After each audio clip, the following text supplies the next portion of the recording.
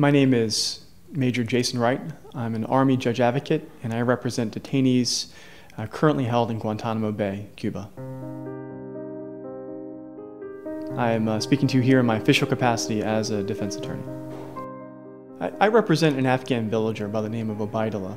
In 2002, he was captured in his home in Khost, Afghanistan, based on an informant's tip that he had landmines near his house.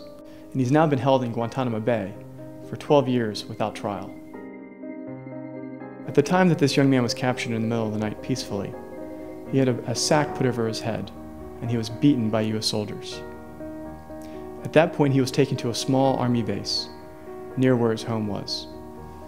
And for a period of days, he was forced to march around while holding sandbags. He was denied food and water. And at one point, a U.S. soldier held a knife to his throat and forced him to confess that the landmines were his. I first started working for the Office of the Chief Defense Counsel for the Military Commissions in August of 2011. And I have been completely shocked with what I've learned.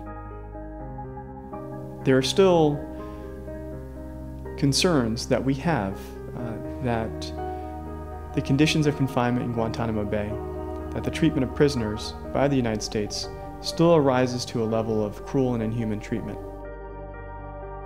What I find particularly shocking about the CIA's rendition, detention, and interrogation program is that leaders at the highest echelons of the American government designed a program of torture. I find it all the more shocking that there's been no accountability to date. Honor is a cornerstone of any service member in the United States Armed Forces. Essentially, my job is to do the right thing all the time, and there's nothing more honorable than doing that. Unfortunately, the United States lost its moral compass during those dark years, but we can set it right again. There is nothing honorable about torture.